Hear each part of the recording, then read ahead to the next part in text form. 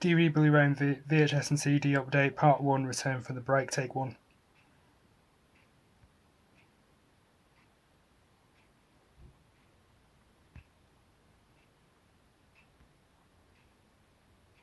Ten, 9, 8, 7, 6, 5 seconds, 4, 3.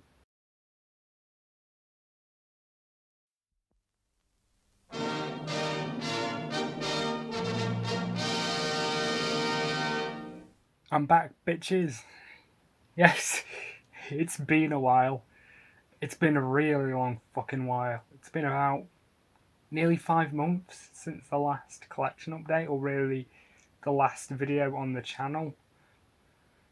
A lot of stuff has happened in that 5 months I've been away. Not all of it good, I'm afraid. Mainly some stuff in my personal life, but a lot of stuff in my online life. Mainly involving the actions of one particular community who I will not name for the sake of my own safety. But let me tell you, if you've got any sense, you'd stay the fuck away from them. Because seriously, a lot of people in that community who I used to look up to have turned out to be fucking arseholes, and frankly, I don't want anything else to do with them. So if you're part of that community, please leave me alone. I don't care what you have to say. Shove your opinions, shove your racism up your fat arse for all I care. But anyway, we'll start on the video. So I decided to take a sabbatical for a while to recover, and I've recovered a bit now, so I'm able to do this video. And I really need to do it now because the update pile is massive. It's gotten kind of ridiculously large, so I really just need to film this just to get it done, so that I can get these damn Blu-rays off my desk because they're taking up lots of space. This is so long I'm going to have to do it in 3 parts, so it's quite a lot of media. It's Blu-rays, DVDs, a few VHS tapes, and a CD. So we might as well get started. We'll start off with the standard Blu-rays. So the first one is Predator. I already have Predator on Blu-ray in this set. However, this is my new viewing copy of Predator. This is the original release of Predator on Blu-ray from 2008. And the reason why I got this was because this one has an infinitely better transfer. The one on this set is the 2010 Ultimate. In America it was called the Ultimate Hunter Edition, but in the UK it was just called the Ultimate Edition.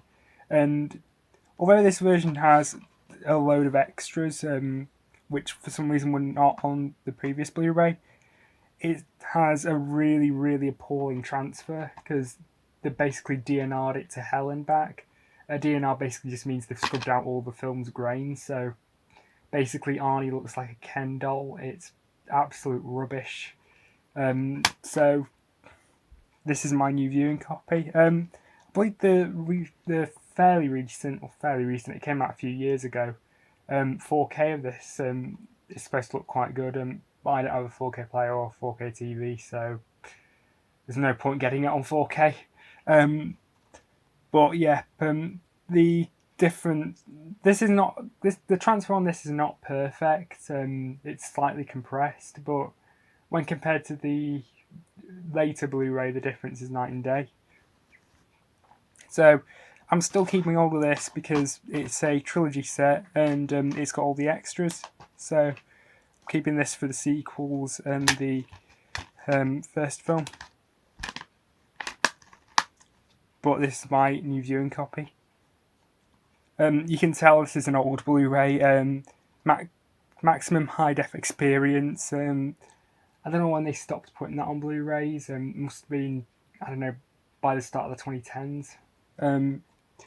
Blu-ray disc compatible with PlayStation 3, so you can tell how old this is. It's like when you get a DVD and it says it's compatible with PlayStation 2.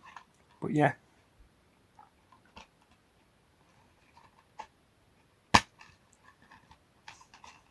Great movie, by the way, Predator. I'd highly recommend it. I think everyone's seen it. is the disc, and inside we have a little leaflet with other 20th Century Fox Blu-rays that were coming out around the time.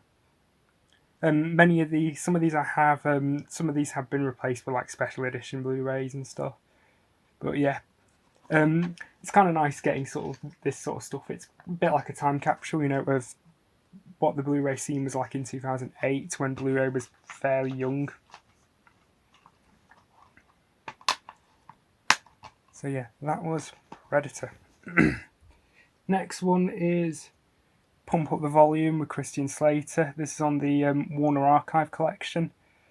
Yes, Warner Brothers have started releasing the archive collection in the UK. I guess probably since the premium collection collapsed, Warner's probably did see the potential in the archive collection because the premium collection was more or less the archive collection. This is a fantastic movie, very much of its time, but I still think it holds up remarkably well. Christian Slater gives one of his best performances, and it's just such a great story. It's a really good film. Yeah, these Warner Archive Collection Blu-rays, they were initially they start out as Warner Web Store exclusives, and I actually pre-ordered this from the Warner Web Store, so that's proof just how long it's been between the last update and this update. You know, because this came out almost ages ago. But now you can get it on general release. You can get it in HMV. You can get it on Amazon. You can get it in a lot of places. Yep, here's the disc. There was a sticker that's on the shrink wrap. This is not the original case it came in. It originally came in one of those awful eco boxes. I don't know why it's only Warner Brothers who seem to use them. I've not come across any other distributor who uses them. It seems to only be Warner Brothers for some reason, which is rubbish. They're horrible. Give me a proper case, damn it. And what's weird is this, it doesn't come in a standard UK Blu-ray case. It actually comes in a thinner sort of US Blu-ray case for some reason. And despite the fact that the film is great, I can't help but feel a bit disappointed by these archive collection titles, especially when compared to the premium collection. I'll see if I can find a premium collection title for it. Yep, here's a premium collection title, another great film by the way. I kind of can't help but feel disappointed by these because they charge Warner Brothers charge like 15 quid for these, and for what you get, I mean, really, it's just a normal, regular Blu-ray in a case. In fact, if it wasn't for the film, this would just be a standard catalogue Blu-ray, because it barely has any extras, only has the trailer and that's it. Transfers are very good though, but unfortunately, kind of what you get is a little less to be desired. And I know the premium collection titles also were a bit bare bones with extras. I think this one also only has the trailer. But with the premium collection, you kind of got a bit more with it. It kind of actually felt premium, even though a lot of this is just crap, and you don't really need it. You don't really need this slip cover or the art cards or the posters or anything. You don't really need them, but it was kind of nice having them. It kind of felt like these were premium items. It kind of felt like you were getting your money's worth. These just kind of feel a bit cheap and nasty by comparison, but I'll put up with it, and I'll probably buy some more when they come out. They've released another batch of these, and one of them in the new batch is One Crazy Summer from the director of Better Off Dead, which I'll be getting at some point, because I'm really curious to check out that film. But yeah, that was Pump Up the Volume. Then we have a very, very old film, Lifeboat, from Alfred Hitchcock. Very good film, all set on one location, all set on a lifeboat, made during the Second World War. I think this might have been Hitchcock's first film to take place entirely in one location. This came out before Rope and before Rear Window and stuff like that. But yeah, it's funny enough, it's the first Hitchcock film I didn't actually watch on physical media. It was the first one I actually saw on TV. I watched this on Talking Pictures TV. and then I got the Blu-ray. Unfortunately, the Blu-ray's out of print now, and I spent a bit much on this, because I had to go second-hand for it, but, I'll live it. I'll live. I was willing to pay that much because it's a good film. Yeah, this is from the Masters of Cinema collection. This also includes two short films, which were French propaganda films, which he made in the war effort, so it's nice to get those. This is a Blu-ray and DVD combo, by the way. But yeah, here's the Blu-ray. There's the DVD.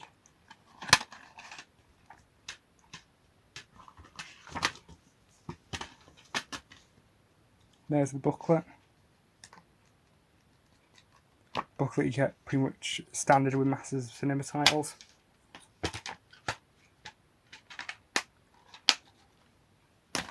Next one is Heavy Traffic, a Ralph Bakshi film, one of his best films in my opinion. I absolutely love it. I think Coonskin's slightly better, but I still think this film's fantastic. His second film after Fritz the Cat, and his first film based on one of his own ideas, because Fritz the Cat was an adaptation of an underground comic book by Robert Crumb. But yeah, very good film. This Blu-ray is out of print for ages, and I wish somebody would just license this film out and actually give it a proper release, like here in the UK, I don't know, Indicator, or who are they called? Resistance, I think they're called. That new label set up by a bunch of ex-Arrow people. I wish somebody like them would just pick up the rights and give this film a proper UK release, because this film has never had a UK release beyond VHS. This Blu-ray is out of print, by the way, and it usually goes for ridiculous money, and it is in fact the most I've ever spent on a single title, and I will never spend that much again. I actually won it in an eBay auction, the first and only time I've ever actually won something in an eBay auction. I won it for about £21. Normally I'd bail out if the price was getting a bit steep, but because I know this one goes for a lot more than that regularly, it goes for about £60 to £70, not including import fees and stuff, so I decided, I'll take the bullet. So I won it for about £21, but then I had to factor in delivery and VAT. It was the VAT, I think, that killed it, that really boosted the price up, because the price went up to about £30. And in fact, when it said I won and I went to the next stage to actually purchase it, and I saw it was £30, I thought, oh, really? Should I? But the fact that I've really had no choice, because I won the auction. I can't just say, sorry, it's a bit much. So I purchased it, and I think for what you get with this is slightly regret-worthy, because it has absolutely no extras whatsoever. For some reason, especially considering this is a Shout Factory release, I thought they were a bit more upmarket. But the transfer is decent though. It actually came from Canada, and for some reason the cost was on the posters, it was really low. It was only £3 or something. But then I've seen stuff imported from the US for a tenner, to get it shipped to the UK. So that's a bit odd, because Canada's not that far from the US, and you'd kind of expect the postage to match, but it doesn't. It's really weird. But still, it's a very good film, and I definitely would recommend it. It's free to watch on YouTube, by the way, so you don't need to spend ridiculous money on it. But also, what's nice about this is it's actually region free. Now, the box protests that it's region A locked. It actually isn't. It's region free. I've tested it. It does work on my Blu-ray player, so that's nice. I believe it's one of the few Shout Factory releases that actually is region free. Most of their other releases are region A locked. Anyway, here's some artwork inside. I assume that's probably like promotional artwork or something, because those characters I don't think appear in the actual film. But yeah, it's very good film, Heavy Traffic. Then we get another animation series aimed at a considerably different audience, and it is Gromit! Wake up, Gromit! Come on, Gromit, we've got to hide the body! There's no cheese and crackers in prison, Gromit! Wallace and Gromit collection. I got back into Aardman when I bought this. Absolute classic. I will give you funny looks if you say you don't like Wallace and Gromit. They're classic. Absolutely love Wallace and Gromit. It's been a long time since, I really should have added this to the collection sooner. Got the old DVD set of this in the house somewhere, but this is my personal copy. This is the 30th anniversary complete collection. It's the same as the 20th anniversary complete collection, just with a different cover. I have the 20th anniversary version on DVD. But yeah, this includes all four of the original shorts. So this includes Grand Day Out, The Wrong Trousers, Close Shave, and A Matter of Life and Death. I have Curse the Were-Rabbit. For some reason, they've not released Curse the Were-Rabbit on Blu-ray in this country. They've only ever released it on DVD, which is a bit daft, if you ask me, because it's a British film, so why wouldn't they release it on Blu-ray here? But the shorts are available on Blu-ray. My favourite one, by the way, is The Wrong Trousers, which, is pretty obvious choice. And although, I don't know, they're all excellent in their own way. I would have said my least favourite was A Close Shave, but upon recently rewatching it, I really don't know, because I think that film's fantastic as well. They're all fantastic in their own way. But yep, there's the disc.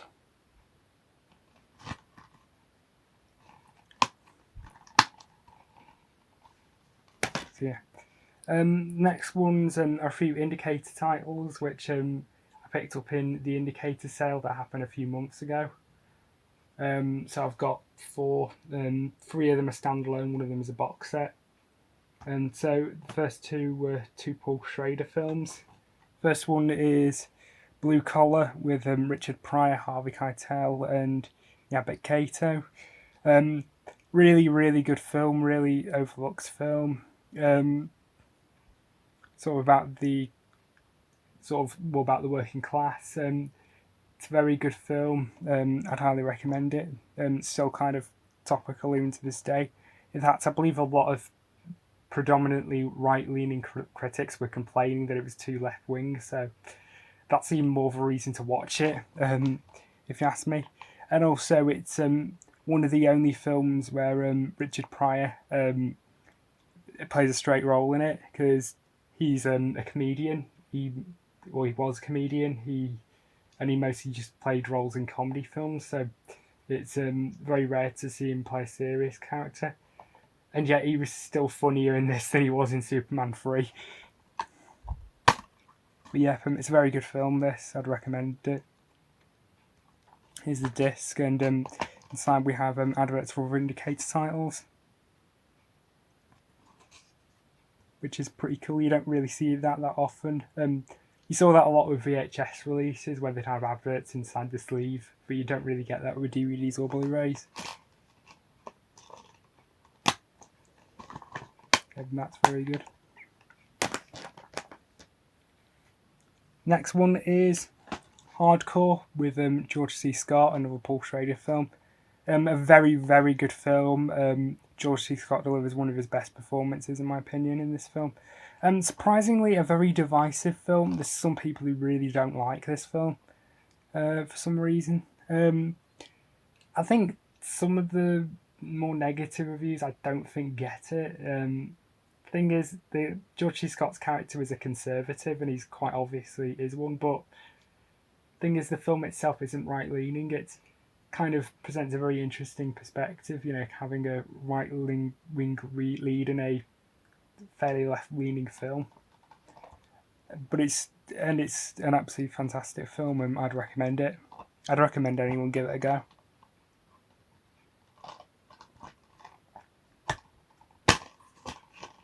Here's the disc.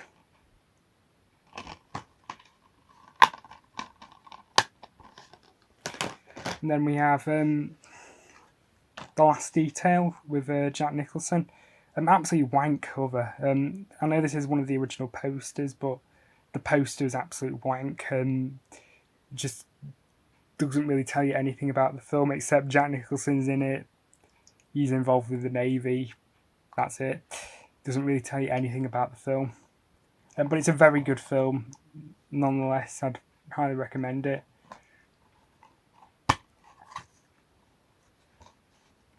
Yeah, here's the disc. And inside we have adverts for other indicator titles.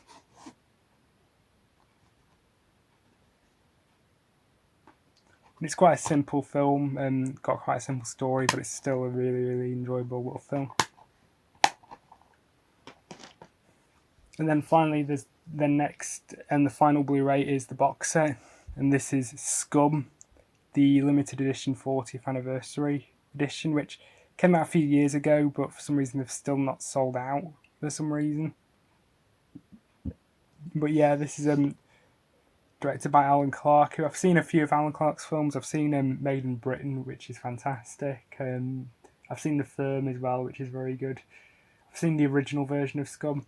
This is the theatrical film version of Scum, because I think most people know it was originally a BBC play for today, produced in 1977, but the BBC refused to screen it for really the simple fact that it told it as is, and the BBC didn't like that.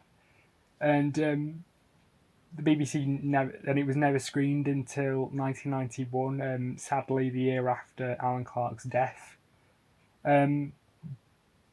So when Scum was refused screening on TV, they basically redid it as a film for the cinema. And it's a really, really good film. It's a very, very dark film, very, very hard hitting. I've seen both versions. I would say the TV version's better, because it doesn't really show as much, because the film is a lot more graphic, probably because they could get away with it on film. And also the TV version was a lot more claustrophobic. It was a lot more of a smaller environment than the film was. But still, it's a really good film, and I believe this film might have been the reason they did away with bore stools. Because it was only a couple of years after this came out, the government finally did away with them. They finally admitted bore stools don't work and actually make criminals rather than reform criminals.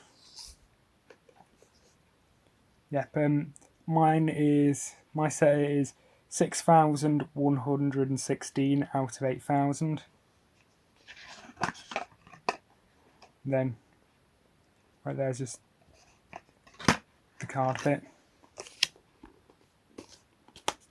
And I got this actually crazy cheap. I only got this for about £7 when it was on sale, which is really a real bargain. Here's the disc.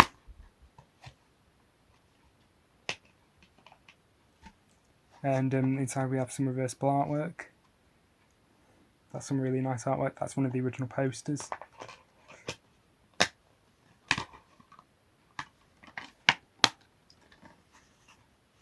Then we have the booklet.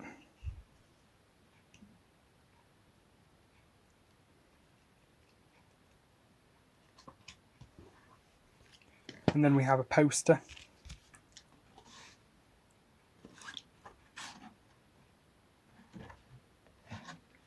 It's quite a big poster, made on fairly nice stock. It's fairly thick, unlike a lot of posters which are made on slightly cheap stock. I think if you had the poster actually hung up, it probably wouldn't get tatty that quickly. I'm not going to hang it up, but it's still a really nice poster.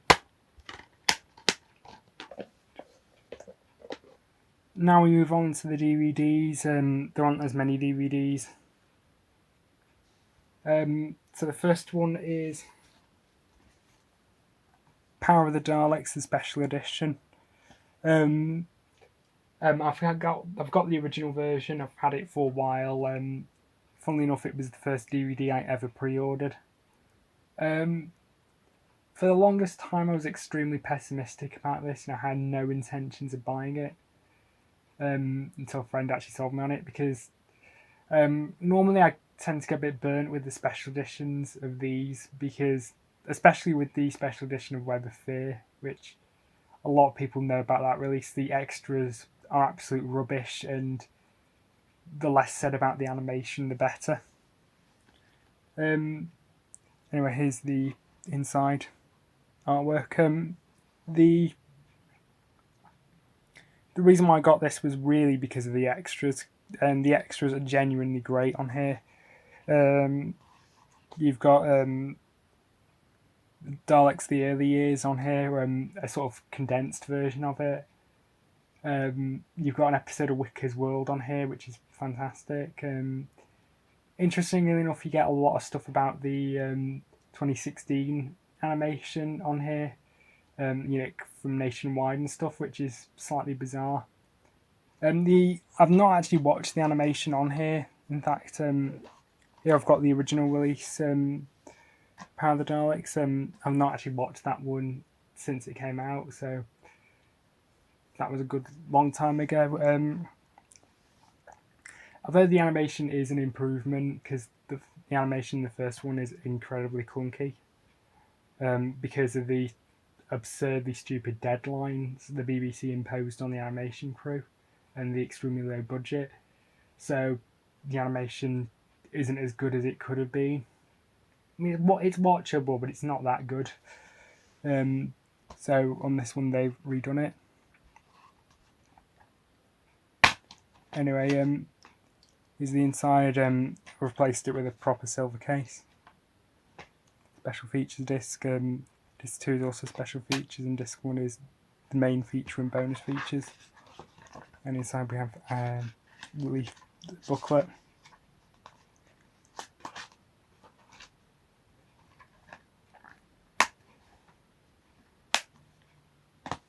So yeah, that was Power of the Daleks. That was a very good story as well. I'd highly recommend it. Next up, we've got both series of Look Around You, Series 1 and Series 2. It's a really great show. It's sort of a parody of like those old educational programs, or specifically the first series was a parody of those weird old schools programs from the 70s and the 80s, whereas Series 2 was a parody of Tomorrow's World. First came across the series many years ago when I was in college. It's only now I actually finally buy it on DVD. Really enjoyable series, very funny as well. Anyway, here's Series 1. BAFTA nominated, which can't really deny that.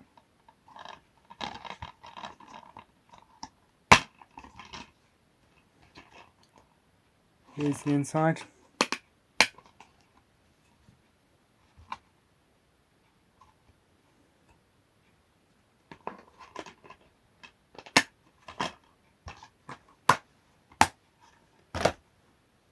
But finally, Series 2.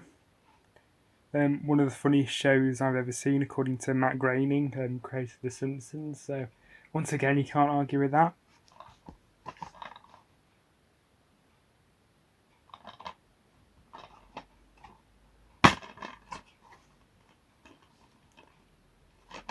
The inside, there's the disc.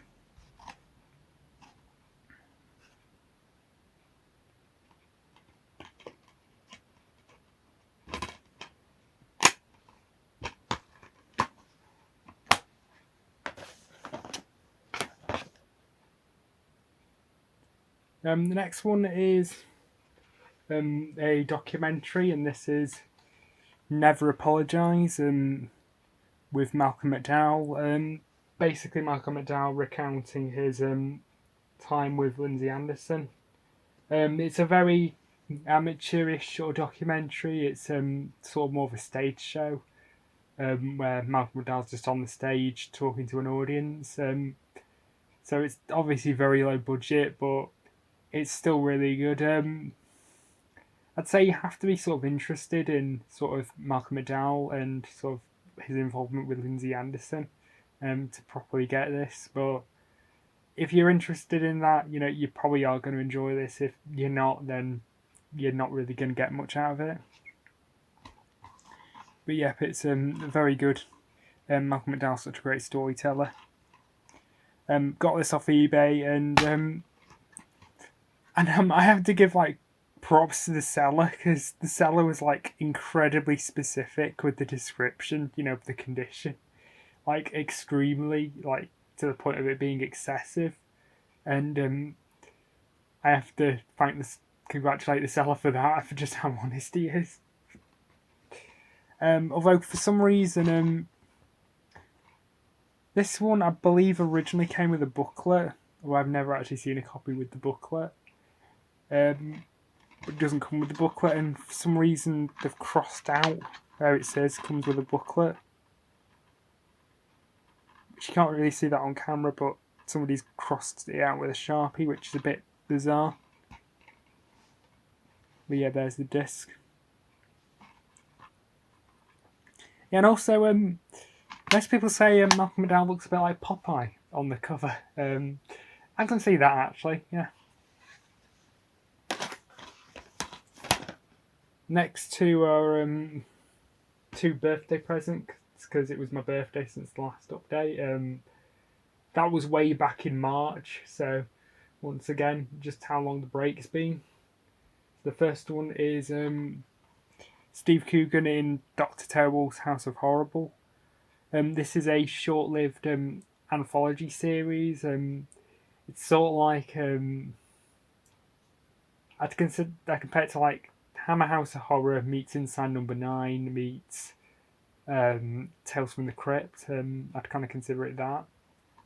But yeah, it's a very good series. I wish they'd continued with it, but I don't think the viewing figures were strong enough to justify continuing.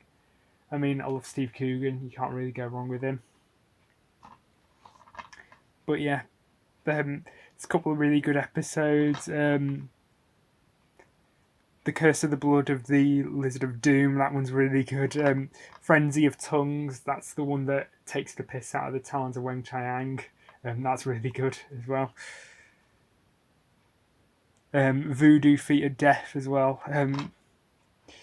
Scream Satan Scream, yeah, that one's really good. Yeah, I'd recommend this if you're like into horror anthology series. There's the disc. Got some artwork behind there. There's just a list of the episodes with some of the guest stars, and they actually got quite a few really good guest stars in these. Simon Pegg, Mark Gatiss, Graham Crowden. Got a load of really good people. Oh, Wyatt Davis as well. Got a fairly good number of guest characters. And then the next one, and really the last, well, semi-individual DVD. It's actually a set. This is Billy Connolly triple pack. I absolutely love Billy Connolly.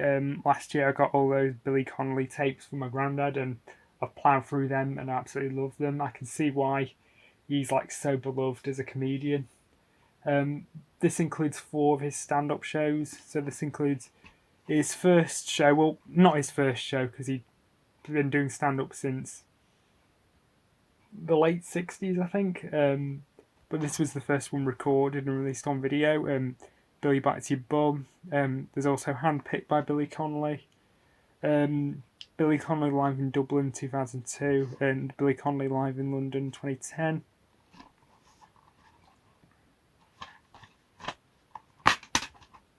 Yeah, the discs. Billy Bites Your Bum, which is my favourite of his stand-up shows. It's so funny. One of his best shows, in my opinion. Yeah, it's really good. Billy Bites Your Bum. Handpicked by Billy Connolly, which is not as good, but I still really enjoyed it. Live in Dublin, which is probably his weakest stand-up show from the ones I've seen. I've seen a fair few of his stand-up shows, but I still enjoy it. I mean, I wouldn't say any of Billy Connolly's shows were terrible. and I'd much rather watch that than, I don't know, something like that Bob Monkhouse video, which was god awful, or Roger B. Brown. Then the next one is Billy Connolly Live 2010 in London, which is actually my second favourite of his stand-ups behind Billy Bites a Bum. It's fantastic and it's so funny. A lot of his 2000 shows are a bit hit and miss. Like, they weren't as good as the shows he did in the 80s or the 90s, but this one was really good. Yeah, that's really good, really funny.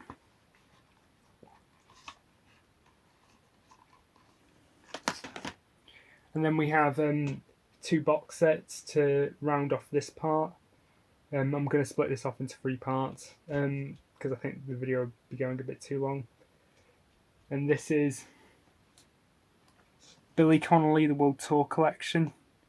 So this includes World Tour Scotland, World Tour of Australia, World Tour of England, Ireland and Wales, and World Tour New Zealand. Yeah, but unfortunately the spine's sun faded, but that's alright. Billy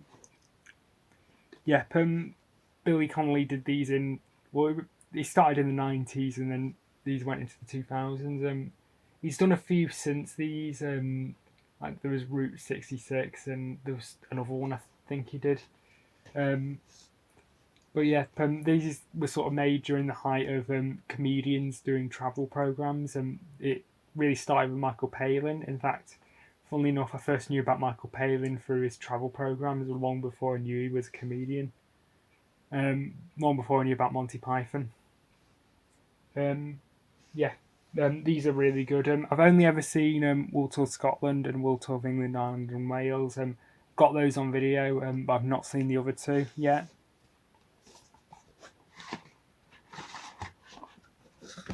But yeah, here are the individual cases. So we got World Tour Scotland, which is fantastic. I highly recommend this. It's a bit dated now because it obviously was made in the 90s, but it's still fantastic. What's interesting about these is, unlike a lot of these other comedian tour programs, Billy Connolly filmed these whilst he was on tour, and he would intersperse the programs with his stand-up, and his stand-up stuff is absolutely fantastic. The version of this I've got on video is the 2 Bites of Billy Connolly video, which also has the Live at the Usher Hall, which for some reason has not been released on DVD. It's still only on VHS, so that's a good thing to keep hold of. I just find it odd that the Usher Hall tour is not on the DVD. But yeah, here's the discs. Episodes 4 through 8, that's not true. There were actually 6 episodes. And all copies are like this, by the way, so it's not like I've got a rare pressing or anything. All copies have got that misprint.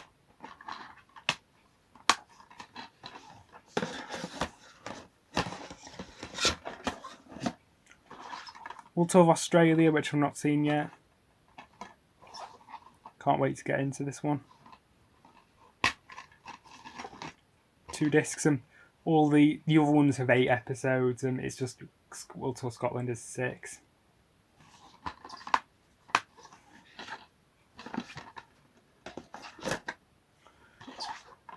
World Tour of England, Ireland and Wales, which I have seen before, and I've got this on video. It's not as good as World Tour Scotland, but it's still really enjoyable.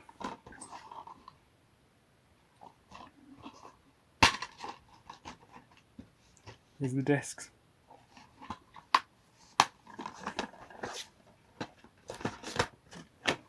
And then finally World Tour New Zealand, which again I've not seen. The most recent one this is from 2004. This one didn't get a VHS release. The other 3 did, but not this one. So yeah, here are the discs. Can't wait to delve into that. And then the final box set, and then the final item for this part is the early Alfred Hitchcock collection. This one's gone out of print. I managed to get it for a decent price. This is the 2016 reissue, which comes in slimmer packaging. For some reason, the original release of this from 2007 is like really common on eBay, but the 2016 copy doesn't seem to pop up as often. And when it does, it usually costs a bomb. This I managed to get it for a decent price. But yeah, this includes 9 of his. I was going to say 9 of his pre-World War II films, but this is even pre-Man Who Knew Too Much films. So this includes The Ring, Champagne, The Farmer's Wife, The Manxman, Blackmail, Murder, The Skin Game, Rich and Strange, and Number 17. So, yeah, 4 of the films on here are silent films, and the other 5 are talkies. Blackmail, there's 2 versions that exist. There's a silent version and a sound version. This is the sound version. I believe it was the first sound film made in Britain. You can tell it's one of the first ones because I believe some of it was dubbed. One of the first cases of a film being dubbed. Yeah, you can tell a lot of actors' careers didn't last into the sound era. For some reason, I've got most of the dates wrong on the back. Like, The Ring came out in 1927. The Farmer's Wife came out in 1928. The Manxman came out in 1929. And Rich and Strange came out in 1931, so that is just a bit bizarre. I would say I'd only recommend this set for Hitchcock completionists or those who are really curious to check out his early films, because unfortunately a lot of his early films are very, very hit and miss, but mostly miss. That's out of this set, there's only 3 films that I'd consider any good. Murder's alright, but the rest are a bit skippable, I'd say. I would definitely say Hitchcock's career properly began with the original The Man Who Knew Too Much, and kind of after that point, like, his career was consistently brilliant. But his pre-Man Who Knew Too Much films are worth skipping, except The Lodger. The Lodger is absolutely fantastic. But I think that kind of film is the exception to the rule. Here's the inside. Had to print this off, which includes the run times for all the films, because for some reason the run times aren't listed anywhere on the box. They are, but for some reason they've added up the total run times, which is just like absolutely ridiculous. So I had to print this off. The lengths of the films will actually vary from other sources, because the Manxman's 20 minutes shorter. It's possibly either because there's stuff missing from this version, or it could just be because they've projected it at different speeds, because that was a fairly common practice to fit more screenings in. Because before the invention of sound, the frame rate of film was never finalised, and on average, a silent film would run at 16 frames a second, hence why you get that slightly weird sort of look to a silent film. It wasn't until the invention of sound film when they had to finalise the speed to 24 frames per second. But yeah, here are the discs inside. So we have The Ring, which is a bit crap, and I couldn't get on with The Ring. It's watchable, it's alright, but it's not good. It's not a good film. It's a bit rubbish. Champagne, which I actually quite like. I actually really enjoyed Champagne for some reason. Not a lot of other people do, but I liked it. I thought it was pretty good fun. Farmer's Wife, which was a bit crap as well. I don't know, I just was feeling a bit under the weather when I was watching it, so I was dozing off during it. I don't know whether or not that was just me, or probably because the film was that boring. The plot was very wafer thin as well. The Manxman, which I actually really like, it's probably my second favourite of Hitchcock's sound films, behind The Lodger, of course. Behind The Lodger by a country mile, but it's still a pretty good film, and it's probably my favourite film out of the set. Blackmail, which is decent. It's a good film, Blackmail. I wouldn't say it's great. It's definitely kind of suffers a bit from the middle act. But it's still but it's still worth a watch, and it's out of all the films in the set, this is probably the one you'd probably buy this set for. And for whatever reason, this film is in 100,001 movies you must see before you die, but The Lodger isn't for some reason. I guess probably because this one has a bit more historical significance, being the first sound film made in Britain. Murder, which a lot of people like, but I couldn't really get on with it. Again, it kind of plodded along quite a bit. It's a very weirdly staged, but it definitely has a lot of good ideas in it and a lot of good imagery as well. And the Skin Game, which was a pretty dull melodrama, but really it was Edmund Glenn who saved it. This was pre-Miracle on 34th Street. Edmund Glenn. Rich and Strange, which is easily Hitchcock's worst film. I thought it was just shit. The plot went absolutely nowhere, and pretty much all the characters are like incredibly unlikable. In fact, it's actually the message that having all this money like makes you corrupt is kind of out of the water, because especially the bloke in it, like he was a dickhead before he became rich, so it doesn't quite work. And despite it being mercifully short, it's only like 80 minutes. It's incredibly dull. I would not recommend Rich and Strange. Only recommended to Hitchcock completionists. And then finally, number 17, which again is a shit film. And thing is, Hitchcock was basically given the source material, and even he thought it was shit. And so he basically made it into this weird comedy, which isn't funny, by the way. But I would definitely say it's kind of fits into the so bad it's good category, but not really. But definitely the highlight of the film is definitely near the end, the train chase with the obvious model trains. That's quite amusing. Other than that, the film's not great. But at least it's short. It's actually the shortest film out of the lot. It's only about an hour. So, yeah. So yeah, that was it. That was everything for the moment. Stay tuned for part 2, which will be coming soon.